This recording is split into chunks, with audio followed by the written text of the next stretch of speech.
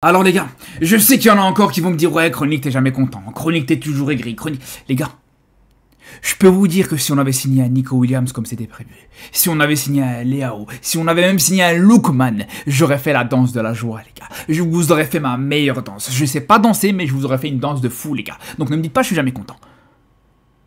J'aurais été content dans d'autres circonstances les frères. Mais au bout d'un moment, c'est comme si demain moi je promets à ma femme de l'emmener au restaurant. Et que juste derrière, je lui ramène juste une pizza surgelée, je lui dis aujourd'hui on va manger ça. Mais c'est normal qu'elle sera pas contente, c'est la même chose les gars. C'est exactement la même chose. Donc aujourd'hui moi j'ai du mal à comprendre comment il y en a certains qui sont ultra emballés, ultra hypés par l'arrivée de Rashford. Par ce prêt de Rashford au Barça. Alors, je pense que j'ai ma réponse. Je pense que voilà, aujourd'hui, on se contente de peu. Aujourd'hui voilà, on sait que de toute façon dans tous les cas, on n'aurait pas pu rêver grand-chose, c'est sûr et certain, les frères. Même si, bon, ça peut se discuter, mais bref. Mais je pense qu'aujourd'hui, il y a le problème, les gars. Je pense qu'aujourd'hui, voilà, il y en a qui... Ils étaient tellement désespérés par rapport à ce mercato, qu'ils s'attendaient vraiment à ne rien recruter, qu'au final, tu te retrouves juste avec Rashford. T'aurais même ramené, je sais pas quel joueur, t'aurais fait revenir Jérémy Mathieu sa retraite, l'aurais fait prendre sa démission avec Intersport pour venir rejouer avec le Barça. Il y en a, ils auraient été contents par rapport à ça. C'est clair et net.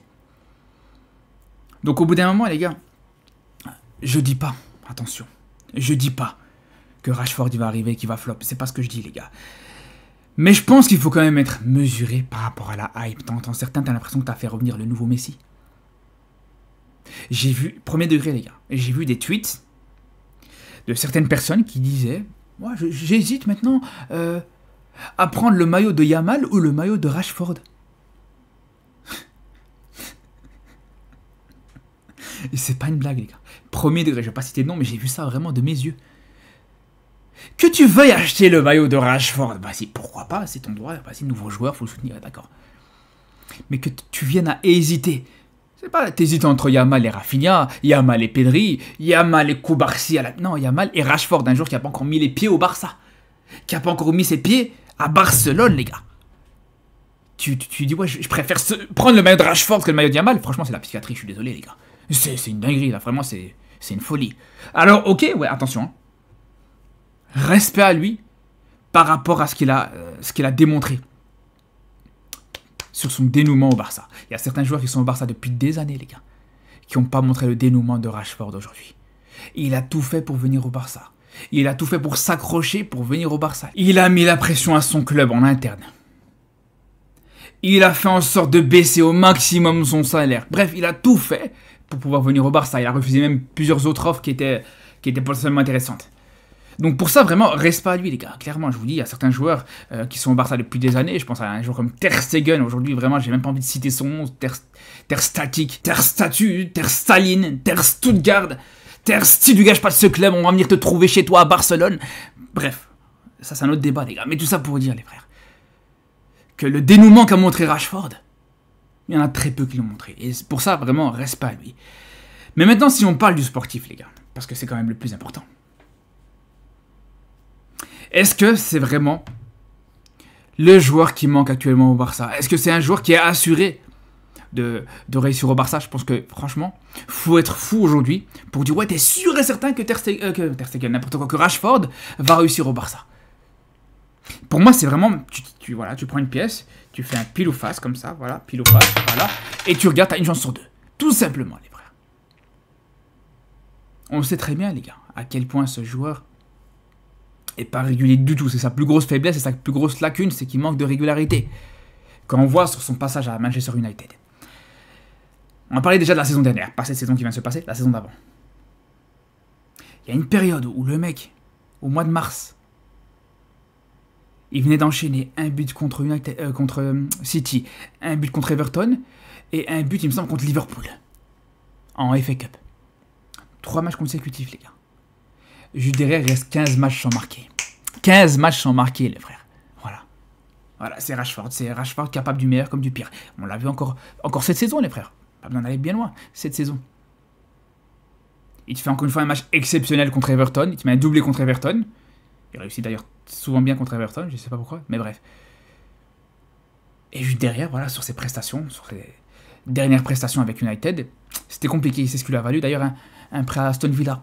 Et même à Aston Villa, les gars, Même à Aston Villa. Alors, il y en a qui nous ont dit, ouais, Aston Villa, Rashford, monstrueux. Ouais, c'est vrai, il a fait de très belles choses. Par rapport au fait qu'il était à Aston Villa, par rapport au fait qu'il n'était pas forcément ultra bien entouré, etc. Mais il ne faut pas oublier qu'à Aston Villa, Rashford, seulement 2 buts en Premier League, les frères. Hein. Je dis ça comme ça. 2 buts en Premier League depuis qu'il est à Aston Villa. Et un seul but d'ailleurs dans le jeu. Un des 2 buts c'était un penalty. Mais bref, les gars, si on compare à un Lookman par exemple, 15 buts cette saison du côté de la Serie A avec l'Atalanta, voilà, c'est difficile de se dire ah ouais voilà Rashford c'est lui qui va venir nous sauver, c'est lui qui va venir renforcer ce Barça. Moi je vous dis les gars, j'ai d'énormes difficultés à être ultra convaincu, totalement convaincu par lui. Surtout que voilà, au niveau de son style de jeu, franchement, je suis pas sûr qu'il a un style de jeu qui peut correspondre au Barça. Ça, vraiment, pour moi, c'est vraiment une question que je me pose là. Parce que, globalement, dans les équipes dans lesquelles il a joué, que ce soit du côté de United, du côté de l'Angleterre, Aston Villa peut-être un petit peu moins, etc. Mais on est très loin, on est très très loin du jeu proposé par le FC Barcelone. Alors, ce qui est intéressant, c'est qu'avec Aston Villa, il y a eu un petit peu de pressing, le pressing d'Unai Emery, il y a eu certaines choses intéressantes qui se rapproche du jeu d'Hansi Flick, mais on est encore très très loin. Donc c'est là où je me dis, est-ce qu'il pourra s'adapter au style de jeu du Barça et au style de jeu d'Hansi Flick? Est-ce qu'il a le profil pour pouvoir être complémentaire avec des joueurs un peu plus à vocation offensive, des joueurs avec un style de jeu purement technique, etc. Un jeu aussi moins basé sur la profondeur. On sait qu'il a cette qualité de dribble par moment, il peut te sortir des beaux coups de rein, etc. Mais moi, c'est vraiment ça. C'est pour le coup, c'est vraiment une grosse interrogation. C'est là où je vous dis. Je dis pas qu'il va flop. Et j'insiste là-dessus, les frères. Je dis pas qu'il va flop. Si je pensais vraiment qu'il allait flop, j'aurais dit, comme ça arrive plusieurs fois, je dis ouais, lui, il va flop. Lui, si on le prolonge, on va regretter. Lui, si. Mais là, pour Rashford, je suis pas dégoûté qu'on l'a recruté. Mais j'arrive pas non plus à être totalement emballé. C'est ça la problématique aujourd'hui, les frères, je vous le dis. Après, il a quand même certains avantages. Comme je vous dis, voilà, c'est un joueur qui globalement, est assez complet. C'est vrai qu'on peut le dire, les gars, il est assez complet, il est très physique, il a une certaine qualité de vitesse, il a une très bonne qualité de vitesse, il peut être technique par moment. Voilà, c'est juste que des fois, sur plusieurs matchs, il va être moins prolifique, il va manquer d'efficacité. Il va peut-être passer à côté de beaucoup de matchs aussi, ce qui peut un petit peu plomber le Barça, surtout dans les gros matchs, dans les gros rendez-vous. Même si, attention, c'est vrai que Rashford, sur la régularité, c'est pas exceptionnel. Mais dans les grands rendez-vous, paradoxalement, c'est là où il arrive à se surdoser, à se surpasser. Ça, c'est intéressant. Donc, il n'y a pas que du négatif, comme je vous dis, voilà.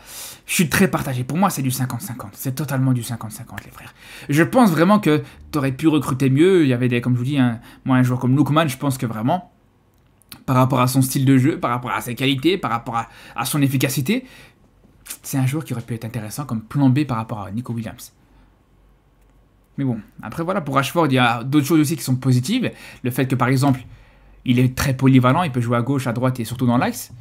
Ça peut être une très belle chose. Il peut donc voilà, servir de doublure à Rafinha, à Yamal comme à Lewandowski ou à Ferran Torres. Donc ça on va pas cracher dessus les frères. Après, ça c'est un autre débat les gars. Mais si on doit parler d'un joueur qui pourrait jouer sur le côté gauche, sur la prochaine saison, dans les saisons qui vont arriver, etc. Moi, j'ai envie de croire à un petit Yann Virgili, les gars. Voilà, pour ceux qui suivent un petit peu, pour ceux qui... Voilà, je vous place ça comme ça, les frères. Mais, encore une fois, là, ça c'est encore un autre débat. Mais il y a un autre problème par rapport à Rashford. Le fait qu'il vienne en prêt. Alors, ok, la clause, elle est à 40 millions. 30 ou 40 millions, je sais plus, plus ou moins, voilà. 40 millions avec les bonus, peut-être. On sait à quel point c'est problématique. À chaque fois que le Barça te recrute un joueur, te ramène un joueur sous forme de prêt, à chaque fois, l'option d'achat n'est pas levée. On l'a vu avec Cancelo, on l'a vu avec Joao Félix, on l'a vu plusieurs fois, les gars. Très souvent, c'est comme ça. Voilà, le joueur t'en profite, tu le prends en prêt, voilà, tu payes pas pour le prendre. Et une fois qu'il faut payer, une fois que tu te rends compte qu'il faut passer à la caisse, c'est fini, tu te fouilles les poches, tu dis ah, ça va être compliqué, j'ai pas grand chose, voilà, ça sera 100. Je vais remettre ça en rayon, y a pas de problème. Voilà, solde, encore une fois à découvert, solde insuffisant. Tu mets la carte, paiement refusé. C'est toujours la même chose avec le Barça, on sait très bien les gars. Voilà, quand il s'agit de prendre des prêts à gauche, à droite, on est les premiers. Mais quand il s'agit de payer, voilà, donc c'est ça le problème, c'est que tu vas construire ton avenir, l'avenir du club sur un joueur en prêt. s'il performe, ben voilà, juste derrière, tu vas le perdre pour les saisons qui arrivent. Et s'il performe pas, ben voilà, sur cette saison-là, ben t'auras recruté un mauvais joueur. C'est ça le problème, encore une fois, des joueurs en prêt. Bref, à voir, les gars. On a hâte de suivre ça, on a hâte de voir ça dans tous les cas. Voir le Barça, revoir le Barça, revoir Yamal, revoir Rafinha, tous ces joueurs qui, franchement, les gars, ça nous avait manqué. Ça nous a beaucoup manqué même. Mais bon, encore une petite semaine à tenir avant le prochain match du Barça. Sur ce, on se dit à très vite. Et surtout d'ici là, les gars, prenez soin de vous.